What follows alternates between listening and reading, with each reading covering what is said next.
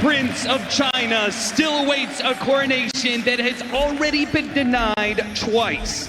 This time, standing in his way is a Royal Road Regent looking to add a third Aegis to his armory. It's Ame versus Thompson, Xtreme versus Tundra. It's China versus Europe, Avery. This match has been in the making for a long time. The funny thing is, I think these are two teams who, yeah, top 6 is great, but it is not enough for either of these squads. They want more. I don't think they're going to be satisfied with top 4. They might not even be satisfied with the top 3, but these are difficult opponents to get through to clinch that grand finals berth. This is where it all starts for both of these squads, and I think this has potential to be an absolutely explosive match. We have seen the chemistry between these two teams grow over the course of the tournament. We've seen the meta develop. We've seen the creativity as well between these two squads. That's what strikes me the most. They're willing to pick up some of these heroes other teams are not willing to play, willing to steal strats from their opponents, willing to bust out heroes that even if it falls completely flat, they still have the confidence to run. And we are absolutely seeing that here with some of these picks down the stretch. Now, you say explosive, but the draft seems to imply that we're going to be looking at something a little bit slower here, or at least that's what we would expect from certain heroes like Faceless Void, Lone Druid perhaps, but how do you view this draft and how it's going to clash? I mean, both teams have some tempo setters. Like, you have heroes that can take down the tier 1s very early in the game. You have heroes that can play off some low cooldowns. Sure, you have some of those bigger teamfight spells as well on both sides. Heroes like the Mars or Faceless Void, even the Sniper are okay going late. But on the flip side, the Lycan and the Lone Druid are going to want to push, they're going to want to take objectives, and they're going to want to find these supports or break that front line as fast as they can. I am also looking towards this Lone Druid Lycan lane, because in theory, I think Lone Druid can win any lane in Dota. It's very hard to out-execute this hero, but if XXS gets a good start here and he can disable the backline from Tundra, can really open up the fight.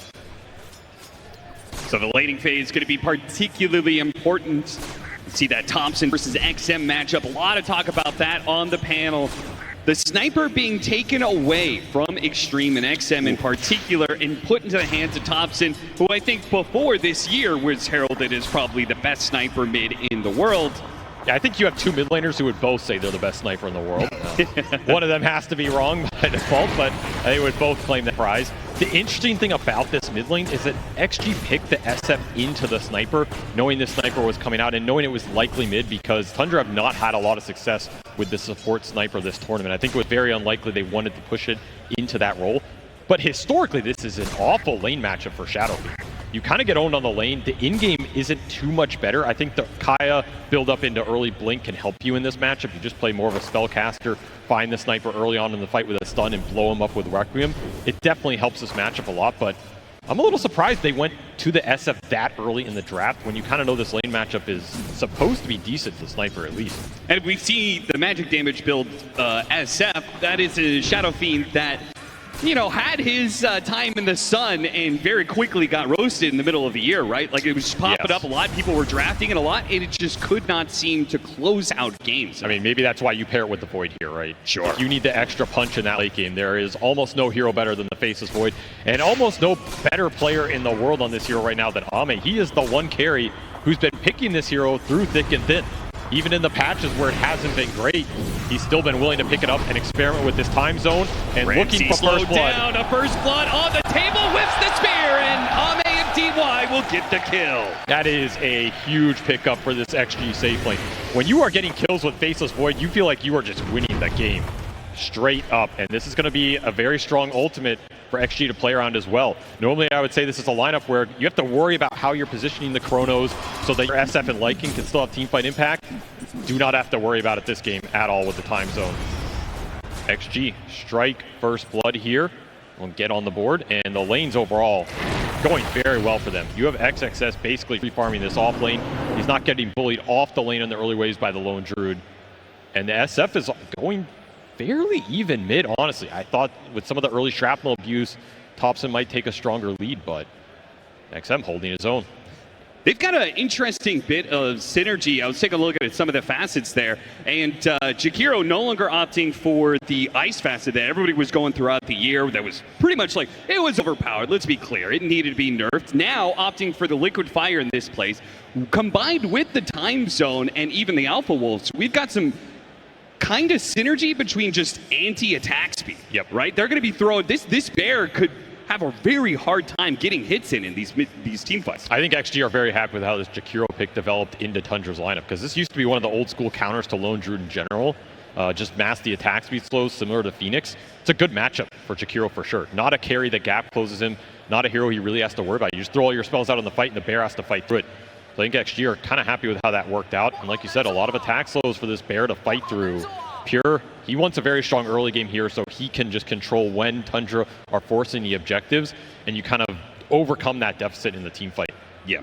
And then on the other side, another interesting facet that our observer was pointing out, we've got hookup for the Clockwork. So we've seen this here and there. It sometimes feel like maybe it's less about the hookup and more about just having smaller cogs in certain matchups. But do you think this is something he's actually going to use defensively for this sniper and this lone druid hero? Yeah, I mean, when your team gets time zoned, you hook shot in and they get a bunch of armor, and then you're stuck there too. So right, perfect synergy good. you're looking for. I think the armor can be nice in the late game. It's nice for the bear. I don't know if you can hook shot the bear, or you really want to, but hey, if the bear blocks you, then I guess it works out either way. Yeah, this combination of all these AoE disables that they have, I do question whether or not the Clockwork wants to stack hero on top of heroes between Time Zone, Ice Path, Macro Pyre, SF ults. Yes, you know, it's a lot. It's a lot. It's a lot of team fight. I'm also looking towards this Shadow Demon. It's been a very influential hero this tournament. Soxa is one of the best players on this hero in the world. And I'm more looking towards the cleanse. Like, I feel like at a certain point in this game, you almost want to throw the cleanse on the bear to help him out. Just debuff a lot of those attack speeds, those we were talking about, and help him output the damage that you need. This Lone Druid Faceless Void matchup can get scary if the Lone Druid gets out of control. He just starts barreling down your objectives. If you mess up one time zone fight, suddenly Pure has 2 minutes where he doesn't have to worry about a team fight. He's going to take Roshan, he's going to take your buildings, he's going to farm the map. This is not a game where XG can idly throw out these ultimates and just say, okay, like, we got a random support kill for our big ults, we're happy with that. Tundra are going to be able to take a lot off the map during that period. Touching on the Shadow Demon, you like the cleanse for this game, but why has this hero been so popular and so successful in this meta? He's a very good stacker. I think his laning got improved a lot, and I think he's really nice with the frontline heroes that have developed in this tournament. Heroes like the Sand King or whatever, you go in, your spells are doing massive damage. If you commit on the Sand King, Disruption bails him out while his spells are still running. Some of these combinations like that are really obnoxious to teamfight into, and of course, I mean, Shadow Demon, his scale is monstrous. You go into the late game with this hero, he always has tools he can build into. He's a hard save, he's a hard BKB piercing disable. It's pretty hard to go wrong with that toolkit. Yeah, and in this case, you've got some very clear backline you want to be able to save between the sniper and the Lone Druid hero. Absolutely. And especially the Lone Druid hero, right? Putting that, if they try and go on the hero, you put him under the disruption, the bear is still, you know, swinging on you during that time. So I will say, if you have to disrupt the Lone Druid, you might be in a bit more trouble than you bargained for, because that hero, in theory, should not need a disruption.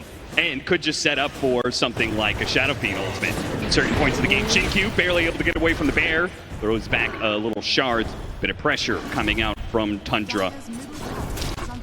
Tundra winning this laning phase for sure, and we're starting to see that gap open up a little bit more on mid. 14 denies for the sniper, denying some of that experience out from the SF in the one-on-one. In fact, XM just forced into the jungle early, getting a little bit of some stacks going for himself. Not too sad about this, but this is kind of the downside of that SF pick into the sniper. You're giving Thompson a very good laning phase here. He's going to have very high solo experience on the map, and if he can get involved in some early skirmishes or make rotations, this is a hero. I think XM might be the best sniper in the world, but I think Thompson is the best at using this hero in the early game, especially if he starts that snowball and he has supports that can play around him. So we'll see how many resources XG decide to put into stopping this sniper around the map. As we've already seen him just rotate the bottom, has an observer ward as well. This is a strong rotation. Do not know if XXS is ready for this at all. Yeah, they saw some of this coming. They're going to pop the glyph to try and keep XX close by. They got him inside the cogs. A guaranteed kill for Tundra. And some pressure on that off-lane tower. Tundra. 6 minutes, though, coming up the clock. So maybe you sacrifice the power rune with this move, but no. Soxa wins the 50-50 anyway. And is going to output some free damage on this SF as his mana pool climbs back up. Very clean rotation here from Tundra, getting the sniper involved early.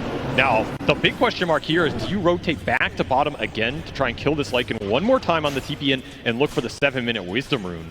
That would be huge rotation potential in the next minute here. A massive win, and Xtreme had been subject to that kind of pressure before. Yep. You're going to catch him here on the Assassinate, just a bit of damage. push him back. Disruption, a couple more shadow poisons, a blood grenade even. Does he think he can actually get this kill? It's going to rely on landing the poisons. He got a fourth one, needs a fifth one. He got the fifth one. Saksa, the hired assassin, sharp on his mark, brings him down. What a move. I thought this was just some harass to clear up the map, but Saksa says, no, my friend. What a pickup for Tundra. The stand-in doing some serious work for Tundra as they manage to get a kill on the enemy mid. 7-minute Wisdom Runes do pop up. It's just claimed on either side. No steals here, but damage on the mid tower is beginning to ramp up. And some morale damage as well. Like, your SF is just dying to a Shadow Demon. There's nothing else happening on the map. This lane was already rough. You traded out the Wisdom Runes, which I think XG are happy about, but you're looking at this net worth chart, and it is a little worrying if you start to continue to fall behind in this early game. Are you going to have the manpower to defend your tier 1s against a push that can come? And guess what? It's here. What a push it is. Tundra, two-man rotation through the gates, trying to catch Ame here. Ame, one-time walk to work with, will be able to walk it off. Can DY do the same? No damage coming in just yet, but they are going to be able to keep this loop around. Is there going to be anybody from Xtreme who are going to counter-rotate? Are they just giving up on this? It seems like with 5 heroes in the top part of the map, Xtreme say, whatever, man, you can have it. They're going to trade bottom out with the Lycan. That is what they're trying to get right now. Also got a lot of tower damage mid with this Shadow Fiend. Saksa will deny himself back to base. This is not the worst objective trade for XG on the map right now if they don't bleed out some big heroes. They just don't have ults to defend this. You're missing the time zone. Your SF was kind of low on resources, but now they're making the delayed rotation, so Tundra do not want to get caught up here. Ramses. XM throws out the arena. XM stuck on the other side of it, but close enough to get some raises in. And Xinkyu will be able to finish it up for XM, no problem. And now it's in turn Xtreme Gaming's chance to take that support kill, or core kill rather, and hit some tower. Thompson just wailing on this tier 1 mid in the meantime, trying to return the favor. He's going to get it pretty low as XG just commit everybody for this top tier 1 as well. A lot of early tower damage and pressure in this game. Which tower do you think is worth more? Which real estate is more valuable here? I mean, honestly, the fact XG got this offlane tier 1 is not a tower I would have expected to go down, where I think these tier 1s mid are inevitable. Like, you were going to get this no matter what. Sure. It's just going to open up some room for the Void, make those rotations into XG safe lane a little bit harder. I feel like XG kind of won this trade by some small margins. Like, when you can win these objective trades early with a Faceless Void, you should be happy. And we've seen XG prioritize Ame's farm a lot on this hero in the early games. They're not afraid to commit resources into the Void to have him pay it back later. Nonetheless, a lot of space for Thompson around this mid lane now. They're going to get the deep wards out, try and look for, you know, some of those cheeky pickoffs on the SF or some supports roaming through. Now, Xtreme should know, general idea, where that ward is, because they had a ward after the tower died. They know that kind of invasion is coming their way, so they had a ward out to see the move. Ame flanking in the river. Ame cutting in. Looks like they've already caught Whitemon. Ame's looking for a bit more. While they get Whitemon, Ame thinks about whether or not he can keep chasing. 10-minute power rune is what he's going to play for here, and does manage to get an amp damage. That's a nice rune to take away. I mean, I don't know if he wants to be in the river with the Void at 10 minutes, but he will gladly take the rune away. And well, he certainly doesn't want to be top, where the Lone Druid has come through the gate once again to, if nothing else, take the tower. So there's a deep ward up here for XG that can kind of control Tundra's movement through that side of the map. But they probably have other plans, which is, you know, get this Lone Druid massively farmed up top with a lot of the space that's been opened up, and get some stacks going for the sniper. You want to hit these first 2 damage items and then take a good fight off that. Meantime, this tower is still alive bottom. It feels like a lot of this early game is coming down to these tier 1s. Which team gets the better exchanges around them. We do have that HOD up for XXF down here. He would love to start pushing some buildings and getting some real estate of his own. And the bear, hounded by wolves, has to summon a new one here in order to try and contest the Lycan push that's coming in. Xinkyu sitting on the side here, spotted by Whitemon. Scouts him out with the flare. Do they want to try and defend this? Man, Ame he has been active in this early game with this Void. Yeah. Maybe not finding the fights or the damage, but he has made a lot of moves on this hero. So we'll open up the last tower on the side lane for Tundra. Create some space and pressure for XG if they can get these lanes in deep. Still have that tier 1 mid to play around. We're also still waiting on the level 6s for some of these supports, like the Clockwork would make it a lot easier to catch these supports, but they'll find DY anyway, trying to D-ward. Gets denied by Thompson. Ame finds some space at the top lane, just keeps on, I feel like he's playing a little game of cat and mouse or maybe cat and bear as he's trying to stay away from wherever Pure is set up, right? He's the big threat on the map. Like, the Mars and the Clock are going to be your initiation every single fight. So if you keep track of them, you should be good on this map. And they are rushing towards the Gleipnir on the Lone Druid, and it'll be Hurricane Pike first for Thompson on this Sniper. So those are going to be the two big fighting items for Tundra. Would not be surprised if they force an earlier Roshan than maybe XG are ready for in this game, particularly if some of the ults get thrown out. We've yet to see a time zone in this game, yet to really see a Requiem. Do have the blink first on XM's SF as well. So this really shows you he wants to try and abuse some of the aspects of this SF Sniper matchup as much as he can. Find some of those early kills, put it to use. Still a very even game across the board. Yeah, Tundra just getting a 2,000 net worth lead, nothing major. A large part of that probably due to the tower advantage that they hold. Should keep in mind some of this minus armor synergy XG have as well between the Lycan and the SF. It's a pretty deadly combination for supports. If you ever just get caught randomly in the fight, the wolves start eating you. You get chunked pretty fast on some of these low armor heroes. Yeah. If I'm Tundra, I want an AC at some point in this game. I would not mind the Shivas as well. Super valuable item versus these three right-click heroes. Great target to be able to find. Got him off the other side of the shards, and then no! Couldn't get off the Requiem. Ramsey's interrupts. He will not get it off. Will not get it off. Denied for the full swing of Tundra as they turn that gank around. Beautiful play from Ramses. Absolutely reading the map, backing up the vulnerable hero in this Thompson Sniper and protecting him in this early game, and you get a big reward for 2 kills plus that SF going down, losing some souls. That was the blink move into the Requiem that you wanted to work, and you never even got there. And these are the types of misplays that if you get baited into these plays as XG, you lose some heroes, your house and your map space is going to start to fall very fast to the Lone Druid. Oh yeah, every fight that you lose, every gank that goes wrong, I feel like you're going to see the exact same scenario, which is Pure and his bear immediately hitting some sort of objective. They look to protect their Wisdom Rune instead of finishing off that tower, which is an interesting idea of priorities there. Did get the glyph. He'll trade the Wisdom Rune, force Ame back to his side of the map. It was a decent amount of space for the Faceless Void, but still an exchange Tundra are very happy with. Now a 4K net worth. Pushing towards some more fighting items. BKB on the Mars would be huge here. Especially since that save, yeah, it'll get the Hurricane Pike, which means now the Tusk is going to be way less effective against this Sniper. You need this time zone now. Like, you are getting to a point where Ame has to join the fights to help you lock down these heroes and set the SF damage up. The Tusk is not good enough right now. This is also a point where XXS is pretty strong. Like, he went for an HOD into Drum, 2 early fighting items. You would like to get some skirmishes going with this Lycan, or just be able to even do Roshan right now if Tundra mess up on the map. Feels like you need kills to open that up, though. So they're going to make a smoke play, 3 of them. Not the easiest initiation for XG. Kind of just have to land a shard. And even then, like we saw on that previous gank, it's not a guaranteed kill. They'll spot Whitemon.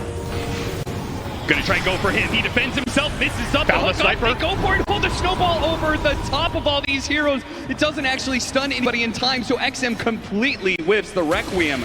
Just a shy bit of damage there. And Xtreme will have to turn suit and get on out of here. Another failed play for them. Does this mean Tundra is going to get aggressive again? Does that mean they're going to try and take another objective? They immediately 3-man smoke up and see what they can find. Going straight into the triangle. Aggressive play, but they know there's no Lycan ult, no Requiem. And XG are likely going to split up on the map, so this should be a clean pick-off of whoever they find. Try and get some vision, set up Ramses with his blink initiation, not even needed for DY in this case. He's going to blink deeper into the side of the map, look for other heroes, but it's just DY. Once again, like time and time again, this man has been abandoned as Xtreme. No, they cannot stand toe-to-toe against Tundra if even one of their spells is on cooldown. And just look at how fast that tier 2 falls. This is the importance of finding kills with these ults on the side of XG. Tundra are going to get a lot out of the map every time you mess up. And that was just very on-point delivery of that Hurricane Pike for Thompson. That is what gets him out of that gank, and I think it was delivered less than 30 seconds before that gank hits. So laning phase for Thompson paying off here. They've yet to find a kill on this sniper in this game. That would be the biggest prize for XG to slow this game down. I'll have to just fall back on Ame farming. Or do they want to try and force Roshan? Again, they have a lineup that can do it very fast with SF Lycan. Oh, that is an interesting proposition. This is sneaky. I don't think Tundra are ready for this at all. They're not even in a position to try and test this. No, they would have to try and go through the gate, and that would probably be a death sentence with some big AoE spells like that time zone at the ready. So you cannot bump versus XG lineup. So this is just free Aegis into the hands of Ame, I would suspect. Yeah. But will that change much? I feel like an Aegis on a Faceless Void isn't going to stop Tundra from doing what they're doing right now. This is not a great Aegis for team fighting, but it is an Aegis you took away from the Lone Druid. I think Pure would have loved to pick this up somewhere in the next few minutes here. Enable his pushing, enable this Gleipnir Bear timing. He's going straight to Diffusal. It's just going to be early fighting items. Tundra are gearing up for the early push. This Bear's a little bit low. Might be able to pick up the kill on that, and he does. Plus 300. Forces a resummon. You'd still see, though, XG, like, they do not want to fight this tier 2. No. Just trying to get as much as they can. Trying to get to the Kaya Yasha on the SF to help him get the Requiem off. And not going to be Helm of the Overlord. XXS just building, thinking about Vlad's here, more aura items. Yeah, I picked up the shard nice and early to try and keep, you know, these lanes pushed in, create more space for him and Ame to be able to find farm. But, you know, push eventually comes to shove. Feel like Tundra would not be... I feel like they could kind of go high ground at some point in time. If Xtreme are just going to keep dodging, right? It feels like they almost want to, but there's just stuff to claim on the map. Kira will TP back, try and find the Jakiro again, and they will get him. DY time and time again. He'll pay the price for the rest of his allies. XG continuing to dodge. I mean, it's starting to feel like whenever this time zone goes out, might decide a lot in this game, because we've yet to see it. It better be the best time zone you've ever seen at this point, because we've been waiting for it for probably 10 minutes at this. But Ame holding on to it. See how bold Ramses feels here with this Invis rune. I don't think he's going triangle with it, but again, it feels like if you get a pick off near XG's base, you just push the high ground, right? Bring everybody back, worst case scenario. Oh! My goodness, that was a close call right there. I mean, again, that is an extremely important blink dodge. Because if you get killed right there on this SF, your high ground's getting pushed. Yeah, that is the real dangerous part about dealing with any of these lanes. As close as you are to your base, it also means Tundra is very close to your base as well. They would much prefer that Tundra tries to hunt down like Ame. On the other side of the map here, pull all these heroes away, and they're going to do just that. He's got an Aegis. He's got some time walks. He's going to have to make some smooth moves to get out of this one. His first life is already forfeit. Where's the help? Everybody's so far on the map for XG. A hook shot to follow this up, perhaps. Immediately a fear is going to be used, and they got him easily. A Requiem that barely touches Tundra for a third time. Requiem's just not finding their mark. Xtreme not getting to the position in time to defend their carry. And what will Tundra get out of this? 20 seconds, no Faceless Void. I mean, the good thing for XG is this Void's so low level. His respawn timer is pretty fast here. That was a nice obs from Tundra in their own jungle. I think Ame just didn't expect it. Allows for an easy setup here, and they get the double kill. This is where this Bear is starting to hit hard. That Diffusal came online. Pure almost level 15 on this Lone Druid. He is very far ahead of this Faceless Void. This is where you want to be in this matchup. Faceless Void really struggles to deal with the timings Lone Druid can put out, and in the team fight with the roots and the extra disable. Even the mana burn's obnoxious. XG with a smoke of their own, they want to get this Lycan active. Vlad's is done for XXS. He has triple aura basically. But what can you do with it? We've seen the catch and the lockdown be the issue. I mean, a Hurricane Pike is only going to take Thompson so far here. The Lycan might be able to run him down, especially with these Alpha Wolves. They've got him surrounded. The shards, okay, now there's a push away, and Lycan is totally given up on this one. He's left Xin-Q behind, says just one hero showing himself. The Shadow Team and was enough to deter that Thompson from one shot to another. There's a second one at XXS, which Whitemon is not going to keep pursuing. He had the hook shot, but no follow-up besides that, so it's fine. 11-3, 11,000 net worth leads that continues to grow and grow for Tundra. Another failed smoke move from XG, another wasted Lycanol just to run away. As you've given up your ancient control, this is where one of your last wards is on the map too. XG want to use it, want to fight. Whitemon gets out. Just nice no catch. And clean. Just Cogs hits one, gets out. What happened to Pure? Man just died to Tormentor. Yeah, he got absolutely murdered by this thing. All right, Xtreme, a 4th kill on the board. They didn't do anything to deserve it. Well, that is one way to bleed away some of your lead on this lone druid. Those Tormentors, man, they'll get you. It killed his bear, and he died basically to the pure damage rebound off the bear dying. Well, Pure struggles versus the PvE creeps on the map continue here. Fitting that, you know, with BB team out of the tournament, somebody else has to take up the mantle of the Tormentor. Did it for the boys out there. Though I will say, this is a big death. It's a lot of breathing room for XG right now. In a game they were struggling to find some opening. He's going back for round 2. Okay. All right. I'm just saying, my man, if this one doesn't work, we got to go back and do some math here. So the fight is breaking out bottom. XM gone. Congrats on your Tormentor. Ramses, meanwhile, he'll win some fights for you. A BKB arena that catches 2. These tag team ganks for XG have not worked out at all. No. Ramses, he's just read them too well. He's in the right place every time. And his SF with no BKB just can't do anything in that sort of engagement. I do call into question the wisdom of going for 2-man ganks in the first place when I feel like we've seen Tundra willing to move 3 or 4 heroes around the map together. Yep. It just hasn't worked. They're continuing to try and get it to work because they just don't want to bring their farmers into these moves because then if they go wrong, you're really screwed. You're currently falling behind as XG, but you do have a chance to contest this next Roshan. You're going to not have the SF BKB, though. That's the big missing component here. Yeah. And probably where it went wrong there in that arena fight. So, 11,000 down to 8K after an unfortunate death from Pure, but back up to 11K, recovered by Ramses and crew. And look at this itemization on Thompson. This is a TI throwback right here, a defusal on a hero that I don't know if XG expected here. Double defusal blade out for Tundra in this match, trying to remove the Faceless Void's mana.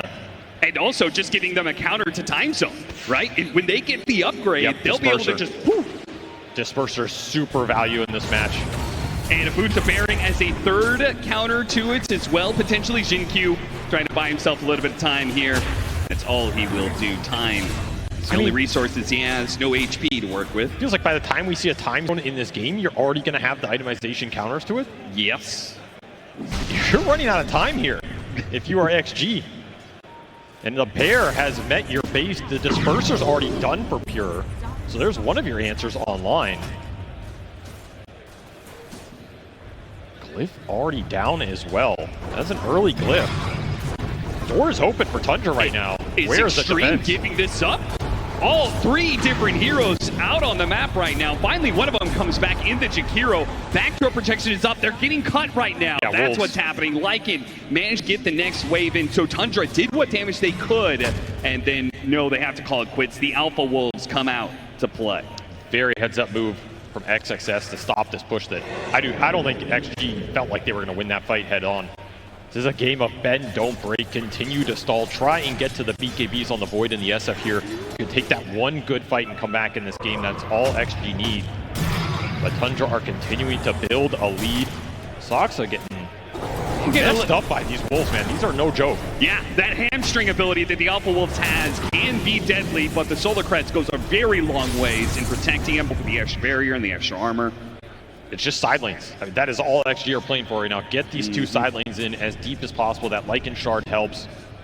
Someone always has to come back from Tundra, then you can look for an opening, stalls the push. However, the second disperser online for this sniper. There go the Wolves again. Another push is coming down mid, and the Wolves are trying to push out. One on the left side of the mid lane, one on the right side. One of the Wolves is already dead. The other one might still be able to cut the next wave coming in. This is a catapult. XG cannot prevent the backdoor going down here. Thompson just laying into it from the low ground. I mean, are you going to take this fight or just give up the racks to try and get to your BKBs? It almost feels like you just want to give this up. banished. Ramsey's coming back. A disruption to set things up on XM, who has no BKB to defend himself. He is all offense, no defense. A nice snowball into the neutral camp that they had vision of. He tries to go for a desperate TP out, but he is stuck here. The Cogs stop that one pretty easily. Once again, duo of Xtreme that play together and die together. And another rush just to get some of these lanes out in desperation. No Wolves on mid to cut this wave. He's sending a Golem creep for it. The hero that XG need right now. Go, go, go, throws at that rock. The little Golems come out, but they'll only last so long. Now the Wolves will try and pop out of invincibility, buying them a bit of time. But Tundra, yeah, as long as the Wolf is invisible, they don't even have to worry about it too much. It's dragging the creep way that they're worried about right now. It's close enough. Backdoor protection is down. Range racks for sure here. Yeah. See how much more Pure gets. He will activate his ult and say, what are you going to do about it? And apparently nothing. XG concede a lane in favor of taking the fight with their BKB timings. I mean, it's rate Xtreme. They're bending over backwards at this point. One lane of barracks now potentially giving up two just in some sort of desperate point not to take a full-on team fight. They feel they cannot win without BKBs, but those BKBs, they seem so far away with the pressure that Tundra is putting on them. They go for it anyway. They try and get this fight with a time zone, but here he goes. Disperse on out of there. They'll leave the bear behind. That's the best bounty Xtreme can get out of that situation. And Tundra can probably go back to it if they want. They used Lycan ult as well. They didn't get the Ags on the Jakiro, so that spell is something Tundra are going to have to think about. DY was farming up a lot in this game. The time zone committed as well. Do Tundra just hang around here and go high ground again when this next LD ult is up? You're looking at only 40 seconds here for another true form. No macro pyre, no time zone, yeah, I think no you shape force it. shift. I don't think you're scared of too much. And I think Xtreme know that if that push comes, they just have to play for one final lane of barracks. This BKB on XM, it's so close and at the same time so far away. You might sell Wand or something for it if this push comes and they feel like they want to fight it. Or just give up another lane here. Time zone used once this game and you got a bear out of it. Not fast enough for what Tundra have presented in this game one. However, BKB done for the SF. And Ames is about 500 away. We'll go to the other side of the map to try and farm it. I mean, if Tundra really wanted to go for it, they could try and hit that third high ground, but Roshan is up.